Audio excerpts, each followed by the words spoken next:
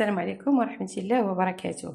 اليوم واحد الفكرة جديدة ما شاء الله تبارك الرحمن، بأننا غنشد الزيتون هانتوما كتشوفوا وغادي نديروه في هاد الحكاكة وغيطلع لنا زيت العود اللي هو صافي وطبيعي وتقدروا تاكلوه 100% وانتم مرتاحين وتعرفوني منجا وكل شيء عندكم في المطبخ. الحمد لله انا اليوم درت 3 كيلو ديال الزيتون هانتوما تشوفوا كيكون طايب وبهذا الشكل هذا. والمهم خليكم معايا غادي تشوفوا الزيتون وسليمة. السلام عليكم ورحمة الله وبركاته. المهم الخطوة كالتالي: جبنا الزيتون غسلناه، حكيناه في الماكينة ودرنا ليه جميع الخطوات. نحيدو هذا بالك بارك علينا، ايوا هذاك صافي حيدناه نحيدوه ها هو، ونجيبو الزيتون اللي هو طحنا وصيبنا هانتوما كتشوفوا ها هو شتو. انا كتعجبني هاد السيده هذه، هادشي ماشي كلامي انا حيت انا ما نضحكش على عباد الله يرحم الوالدين.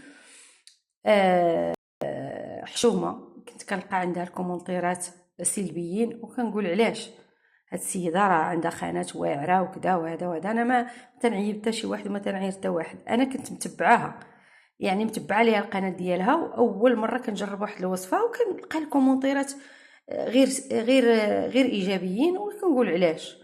نط بحكم نتوما كتعرفوا عندي الجرده وعندي الزيتون الحمد لله ما شريتوش، ودرت هاد الطريقه هذه وانتم تشوفوا خرج ليا داكشي ما عرفت شنو هو بحالاش كيشبه شي حاجه. مهم خرج ليا هذه راه اليوم الرابع وهو محطوط هنا تنتسنى الزيت يطلع، ما طلع ليا غير هادشي واحد الكشكوشه بيضاء راني غير حيدتها في الجنب هنا عرفت شنو هي. المهم ما طلع ليا لا زيتون لا والو، ما خليت ما درت. نتوما تشوفوا درتو ها العظومه ديالو، ها حكيت حكو يا ما تحك وطيب يا ما طيب ودير في حمام مريم وحشومه الناس يبقاو يكذبوا على الناس. حرام والله لا حرام. لهذا اللي عنده شي وصفه متاكد منها وبغى يديرها الله يرحم الوالدين يديرها بما يرضي الله، لان المتتبعين ديالنا ماشي لعبه. وباحترامي لهاد لالا شي حاجه، المهم راكم نتوما عارفين لالا قناه لالا شي حاجه، المهم ماشي شي حاجه هي سميتها واحد السميه انا عارفاها ولكن ما غاديش نقول سميتها، واغلبيه الناس اللي متبعينها غادي يعرفوها.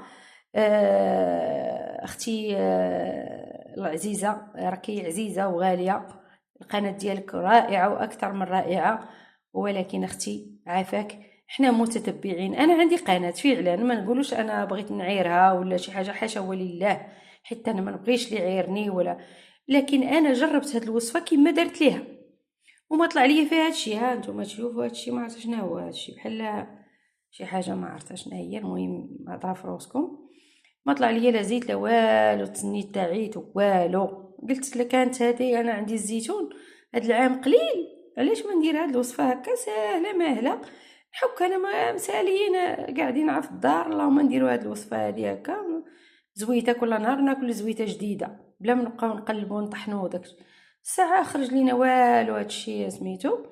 لهذا اختي الله يجزيك بخير لو بغيتي ديري شي وصفه تكوني متاكده منها تعطيها لينا، الله يجزيك بخير. حتى انا واخا عندي قناه من المتتبعين ديالك ولكن عمرني ما غنجرب شي وصفه انتي درتيها، لانني تعذبت بزاف باش حكيت وضفاري كحالو. انتي كنتي دايره اللي قالت دايره اللي قالت صراحه الله، ولكن انا درت اللي قال وهي نلقاها حكات ليا مع الحكاكه ما عرفت علاش. انتي ديالك ما كتحكش مع انتي ساكنه في الخارج، انا ساكنه في الداخل حبيبتي. ايوا تبارك الله عليكم والسلام عليكم ورحمه الله وبركاته.